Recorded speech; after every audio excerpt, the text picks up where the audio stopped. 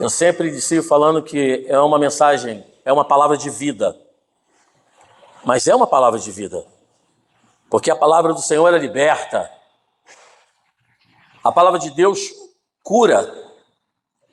A palavra de Deus transforma. A palavra de Deus levanta o caído. A palavra de Deus, ela dá direção, ela dá norte. E essa palavra maravilhosa que nós vamos compartilhar nesta manhã juntos, na presença desse Deus maravilhoso, que Ele está conosco nesta manhã. E eu gostaria de compartilhar com os irmãos, são duas referências bíblicas.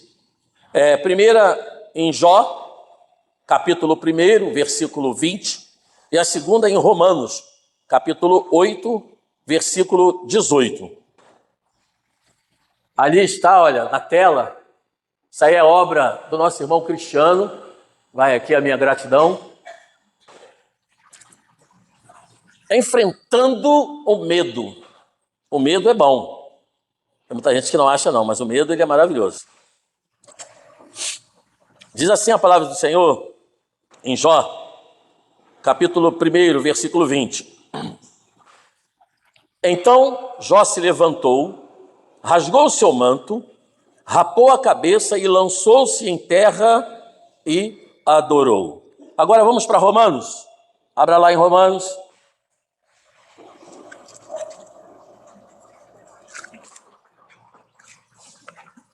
Romanos capítulo 8, versículo 18.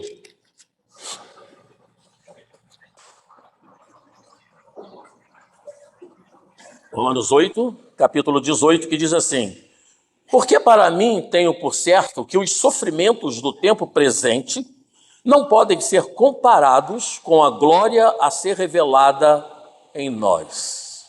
Que Deus nos abençoe, que Deus fale aos nossos corações nesta manhã. Nesta manhã, querido, eu gostaria de fazer um comentário sobre a vida de dois homens que eles conseguiram vencer o medo na hora da adversidade.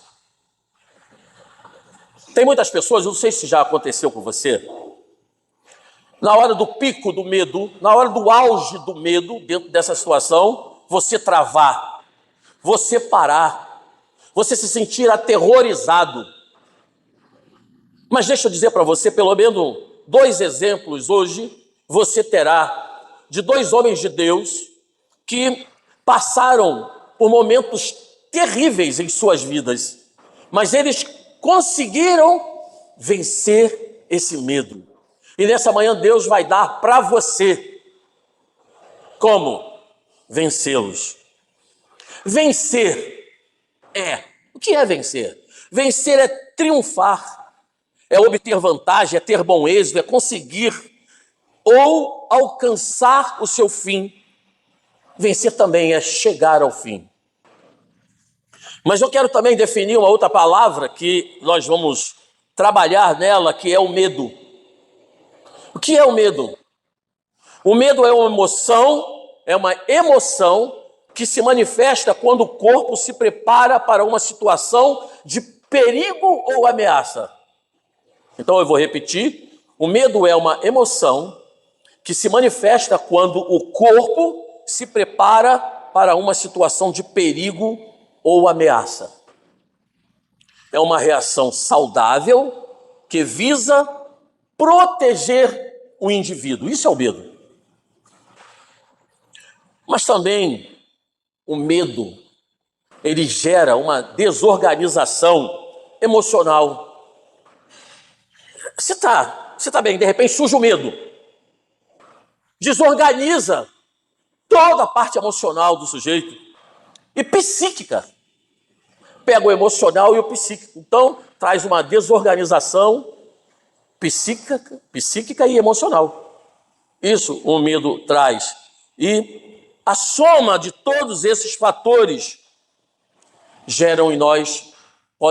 podem gerar em nós doenças. O medo, ele desfigura e entorpece a realidade.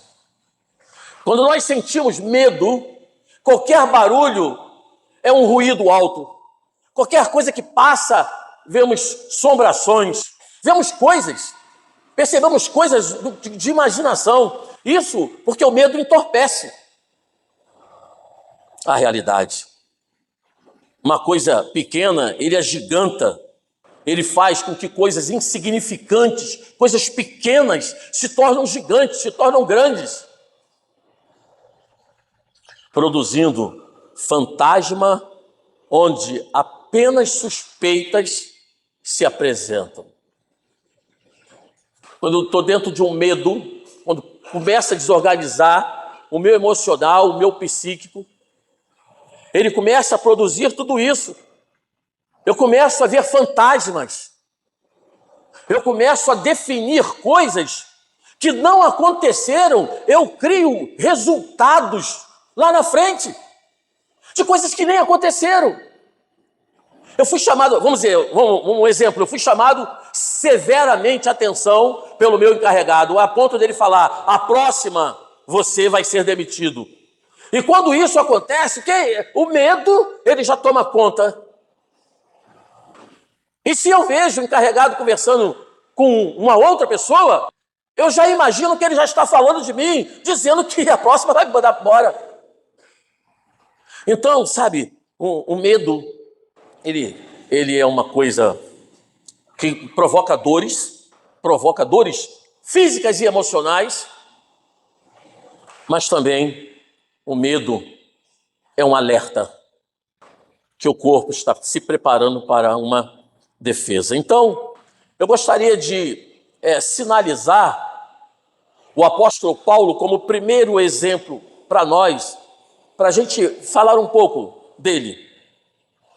Paulo possuía, eu coloquei só 3, que uma infinidade de coisas, de segredos que ele tinha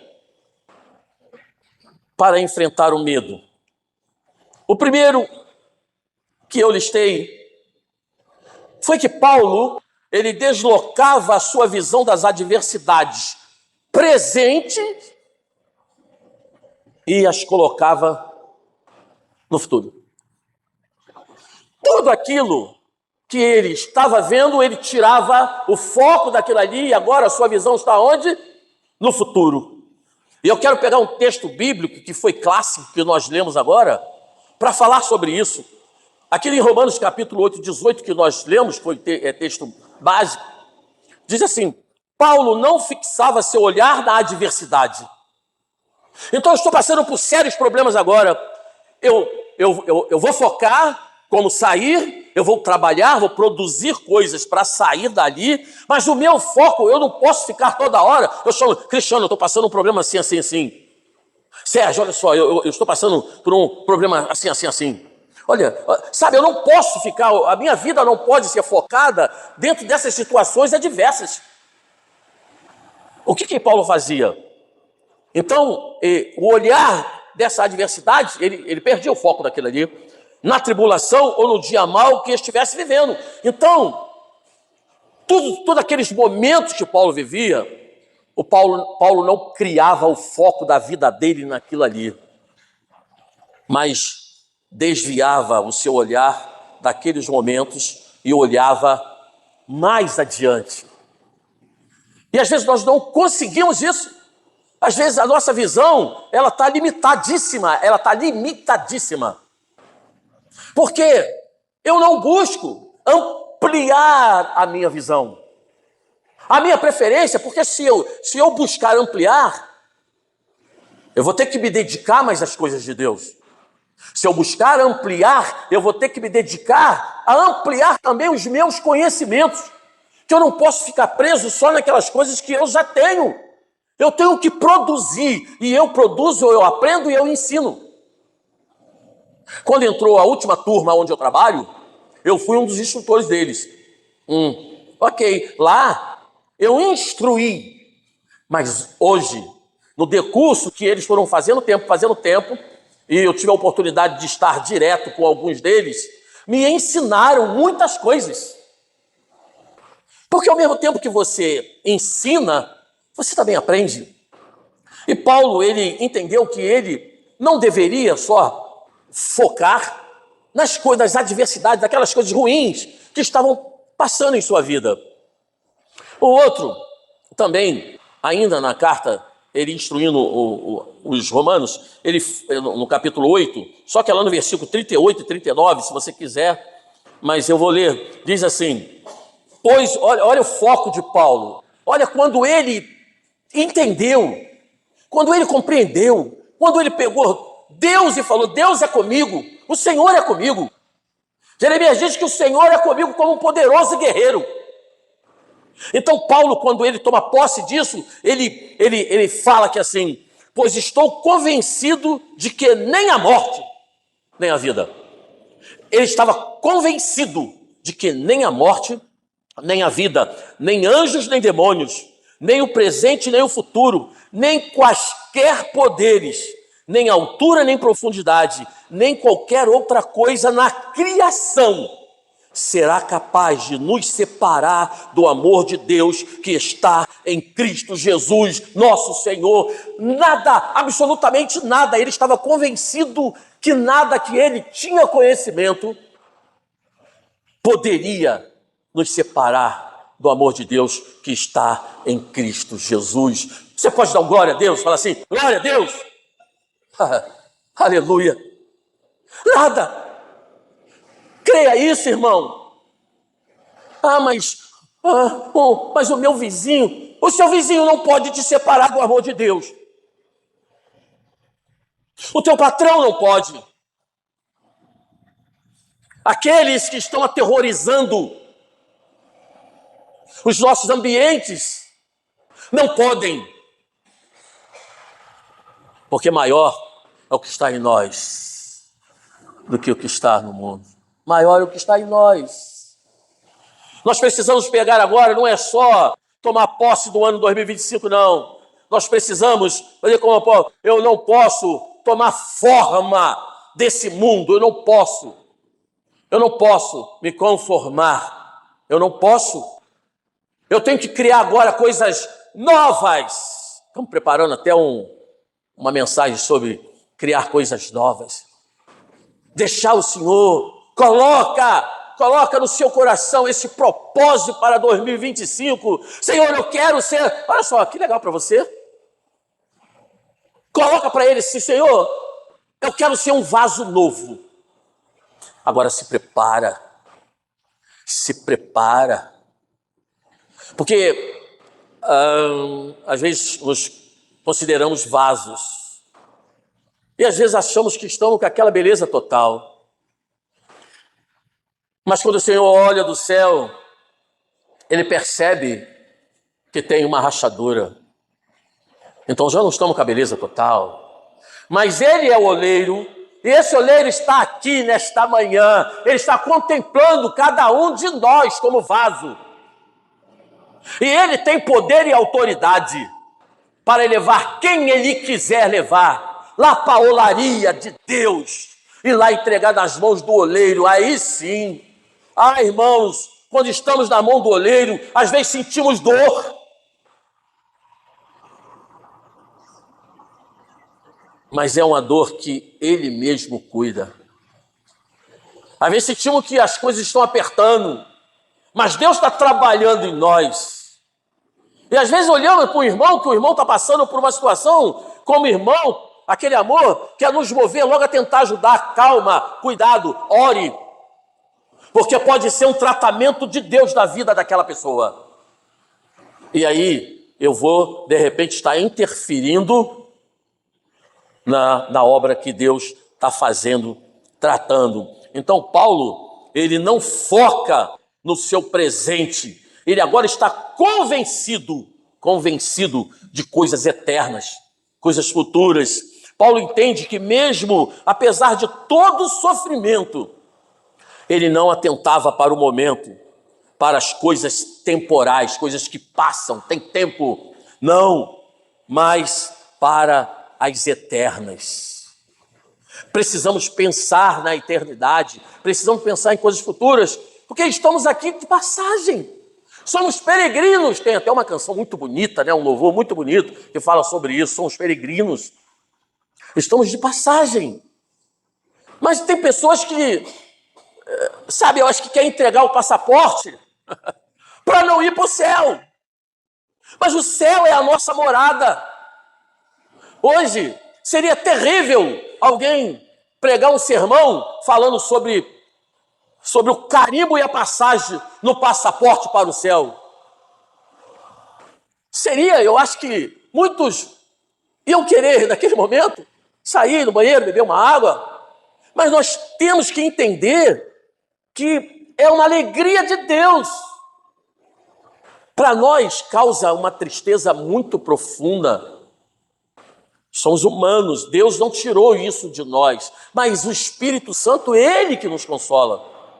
É Ele que nos trata. Então, Paulo ele tem esse entendimento. Ele confiava que ninguém poderia jamais... Olha, deixa eu falar essa frase para você. Confie que ninguém poderá jamais roubar. Estenda a mão assim. Estenda assim, estenda. Como se você fosse receber uma bênção apostólica, assim. Ninguém jamais poderá tirar a vitória das suas mãos. Ninguém. Ninguém. Se Deus te deu, se Deus colocou em suas mãos, toma posse, é sua. Ninguém tira. E Paulo tinha esse entendimento. Por mais que o prendesse, por mais que o botasse numa cela, mas ele era um homem livre. Paulo era livre para pregar. E ele amava pregar. Mas esse Paulo mesmo ainda, ele escrevendo a sua segunda carta para os Coríntios, ele diz assim, no capítulo 4, versículo 17 e 18: pois os nossos sofrimentos leves e momentâneos estão produzindo em nós uma glória eterna. Olha, esses sofrimentos produzem em nós uma glória eterna, que pesa mais do que todos eles. Essa glória eterna pesa mais do que todos esses sofrimentos. Assim, fixamos os olhos não naquilo que se vê, mas no que não se vê. Pois o que se vê é transitório, passa. Essas coisas que a gente vê, esse sofrimento, tudo que estão passando é transitório, isso passa. Mas o que não se vê é eterno. Aquilo que a gente não vê é eterno. A leve e momentânea tribulação de Paulo não ofuscou sua visão das glórias de Cristo reservara para ele no céu. Essas tribulações, esses sofrimentos, decepções, coisas que passamos, não podem tirar, não podem ofuscar a nossa visão da glória que o Senhor tem preparado para nós lá nos céus. Agora, vamos falar um pouco desse segundo exemplo, esse segundo homem, que chama-se Jó. Eu tentei ver se ele tinha sobrenome, mas eu não vi sobrenome dele. Tá, Jó? As suas adversidades foram, deixa eu falar, aquilo que você já conhece, eu só vou lembrar. A morte de seus 7 filhos e suas 3 filhas, no mesmo dia. Sabe o que é isso, irmãos? É muito doloroso. 7.000 ovelhas carbonizadas pelo um fogo que desceu do céu. 1.000 bois, 500 jumentas e 3.000 camelos roubados. Depois de ter perdido todos os seus bens, Jó foi acometido de uma chaga maligna do alto da cabeça até a planta dos seus pés. Isso são adversidades. São adversidades que, é claro, diferenciado do que aconteceu com Jó, mas nós passamos por pequenas e grandes adversidades. Mas como Paulo, Jó também tinha alguns segredos. para enfrentar o medo. A Bíblia, ela começa falando de Jó. É interessante que a gente leia isso e devagar, para a gente entender bem quem era esse homem. A Bíblia diz assim, ó, havia um homem na terra de Uz, cujo nome era Jó. Aí agora que vem. Homem íntegro e reto, temente a Deus e que se desviava do mal. Nasceram 7 filhos e 3 filhas. Aí vem aquela série de coisas. Então você já percebe que nós não se trata aqui de um homem que não conhecia a Deus, um homem mentiroso, um homem caloteiro. Não se tratava disso. A Bíblia diz que, algumas versões, que naquela terra, naquele tempo, ele era o mais rico. Então, se trata de um homem de posses, um homem temente a Deus. Então, ele tinha muitas qualidades excepcionais. Então, Jó também possuía esses segredos que nós vamos compartilhar agora. O primeiro deles é que ele não abriu mão de sua fé em Deus.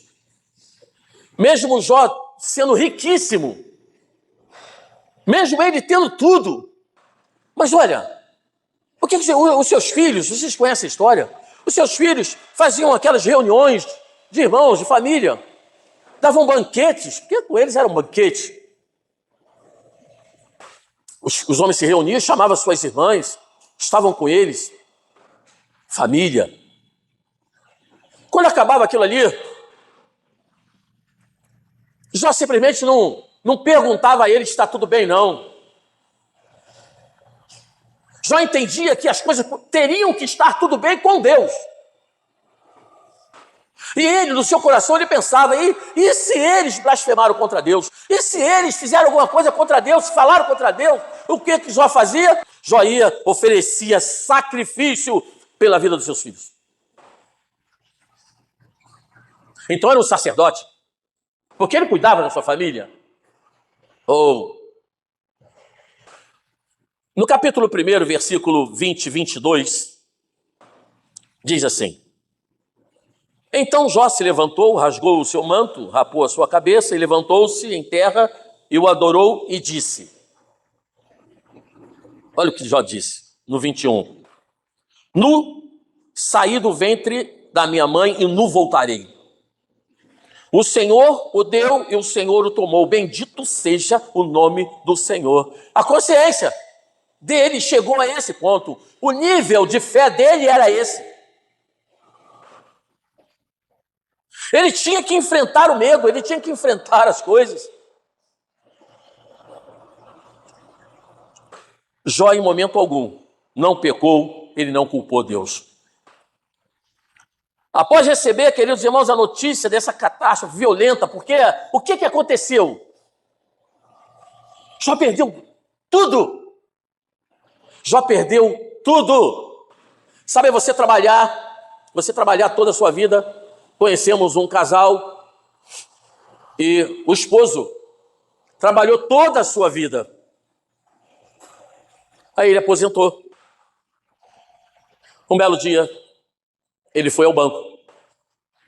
Quando ele voltou do banco para sua casa, foi assaltado com aquele que ele tinha.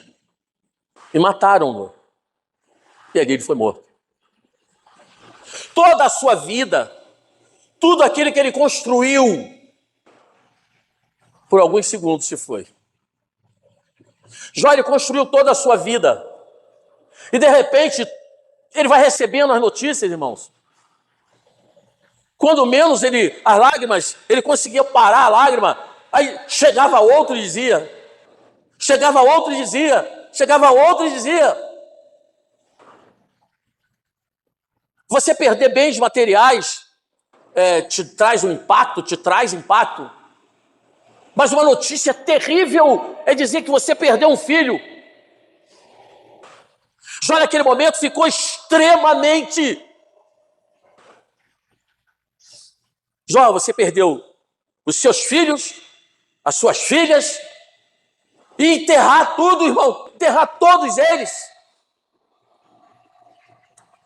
Deus nos livre e nos prepare. Há de se imaginar, claro, com a nossa pequenez, com a nossa limitação total, mas há de se imaginar a dor. Porque quando você dá uma topada, ou quando você corta, ou alguma coisa acontece com você de um impactozinho maior, você não sente uma dor, não é uma dor? E tem dores que são mais doloridas. Agora, essa dor, além de ser uma dor física, ela também ultrapassa esses limites da física e entra a parte espiritual, dói a alma chora, vem a angústia que toma conta.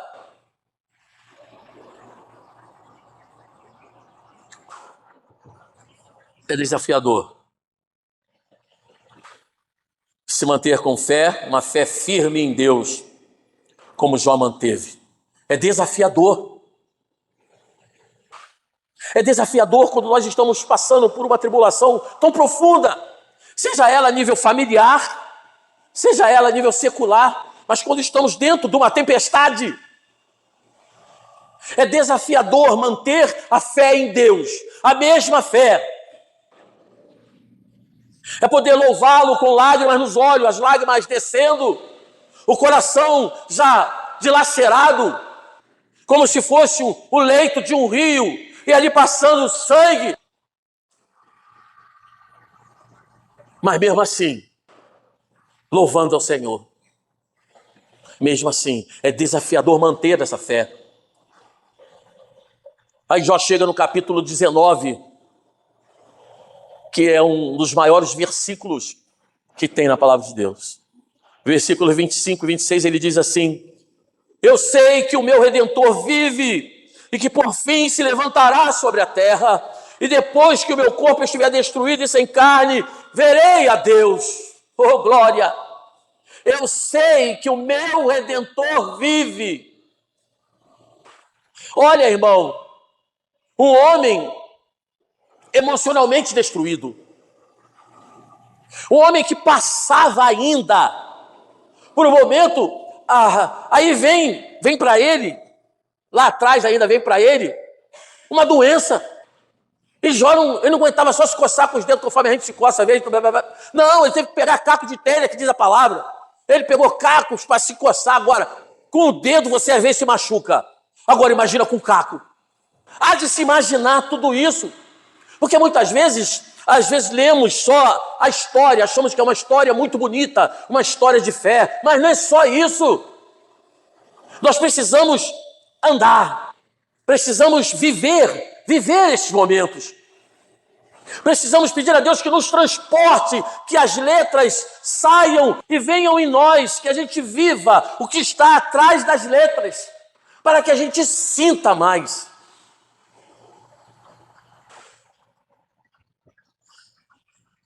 Jó agora acaba fazendo uma das mais belas e sublimes declarações contidas na Bíblia. Eu sei que o meu Redentor vive e por fim se levantará sobre a terra. O outro Jó fixou o seu olhar no futuro. Para, irmãos, de andar cabisbaixo, ó. Para. Olhe para frente, olhe para o futuro. Eu aqui, se eu estou olhando para o futuro, eu vejo a cruz de Cristo lá no final da igreja. O nosso caminhar, sempre precisamos olhar para o futuro e sempre ver quem? Sem Cristo nos esperando. Cristo na glória. Precisamos ver as coisas boas que tem preparado para nós, as promessas de Cristo para nós. Eu não posso, eu tenho que, enfrentando o medo, eu tenho que enfrentar o medo. Eu não posso ter medo de viver, porque eu sei que o Senhor está comigo. Se Ele está comigo, quem eu temerei? A adversidade poderia durar toda a sua vida, mas já sabia que haveria de encontrar-se com Deus em um corpo incorruptível. Ele estava daquele jeito, não é um caco, todo deformado, todo deformado. Aí Paulo ainda falando para os Coríntios, no primeira carta, no capítulo 15, versículo 54, ele diz assim: quando, porém, o que é corruptível se revestir de incorruptibilidade e o que é mortal de imortalidade, então se cumprirá a palavra que está escrito. Qual palavra? A morte foi destruída pela vitória. Oh, glória!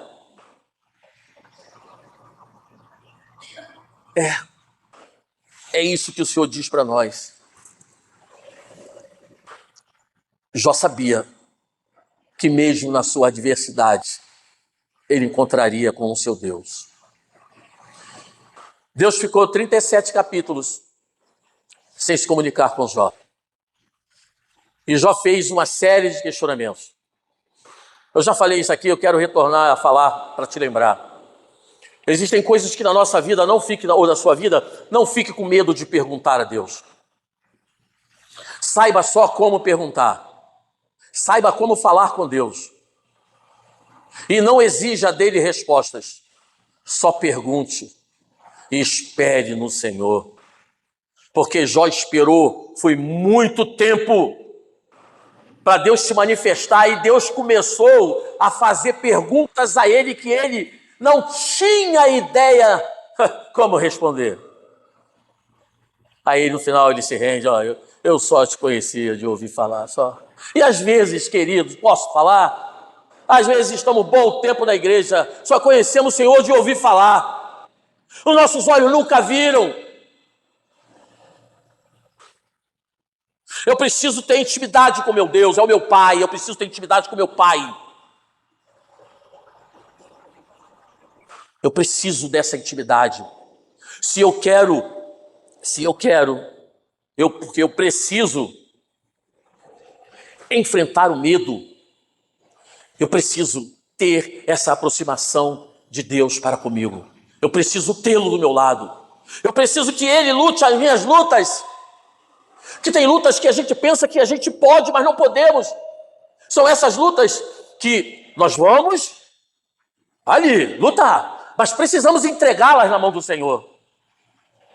Davi quando olhou aquele sujeito, ou ele, só o tamanho do pé, era o tamanho de Davi, mas ele olhou, o quê? Deus está comigo, Deus é comigo, e eu vou até ele, mas eu vou em nome desse Deus que está comigo. E você pode ir nas suas adversidades, nos seus problemas, suas dificuldades, pode sim, em nome do Senhor, pode ir em nome de Jesus. Porque quem garante a vitória não são as nossas forças, não é o nosso conhecimento, não. Quem garante a vitória é o Senhor. É Ele que garante a vitória. E Ele pode muito bem ir na frente preparando o caminho. Oba, meu servo vai, eu que vou na frente. O líder vai na frente. O pastor vai na frente. Você viu? Já viu que o pastor vai na frente? Vai na frente. O líder vai na frente. E o Senhor vai à nossa frente. O Senhor vai à nossa frente. Eu quero concluir, irmão, dizendo que nós, como cristãos, precisamos fixar os nossos olhos no futuro. Ah, pastor, mas o futuro pertence a Deus. Sim, por pertencer a Ele, que nós temos que fixar o nosso olhar lá. Entenda que Ele é o nosso Pai. Se Ele é o nosso Pai, nós temos relacionamento com Ele. Precisamos sair da nossa inércia. Precisamos parar, conforme eu disse, parar de ficar andando de cabeça baixa. Cabeça baixa, eu só olho aqui. Eu preciso focar. 2025 para mim não pode ser igual foi 2024. Se 2024 você fez 90 e 2025 você tem que fazer 100. Ah, eu fiz só 50. Vai alcançar a sua meta de 100%. A sua meta tem que ser diferente. Seus planejamentos, seus planos têm que ser diferentes. Não pode ser o mesmo. Para mim e para minha esposa, 2025, o nosso foco é a obra. É a obra de Deus. É a obra de Deus. é o nosso foco, é a obra de Deus. Que o Senhor, irmãos, nos abençoe. Nós precisamos focar no futuro, sabendo que o Senhor dos Senhores, o Senhor dos Senhores, nos ajudará a vencer as nossas tribulações. Amém, irmãos? Vamos ficar de pé, vamos louvar o Senhor. Quero desejar para você um ano, sabe? Eu acho que eu sou muito esquisito, eu tenho alguns pensamentos que são muito esquisitos. Eu penso assim, olha o que eu penso. Eu vou dizer um pouco para você, eticamente falando. Eu penso que durante todo o ano, se você desejou bem uma pessoa, o bem daquela pessoa, você vai chegar no ano e vai falar, feliz 2025. Mas se durante todo o ano a pessoa não desejou bem o seu bem, por que ela vai se pronunciar agora, feliz 2025 para você? Será que ela se converteu? Ou se convenceu que ela estava errada? Pelo ano que eu passei com vocês, o meu desejo é que o Senhor derrame, ou continue derramando, sobre a sua vida, bênçãos, e te capacite a cada dia, e que Ele te dê a direção certa para 2025.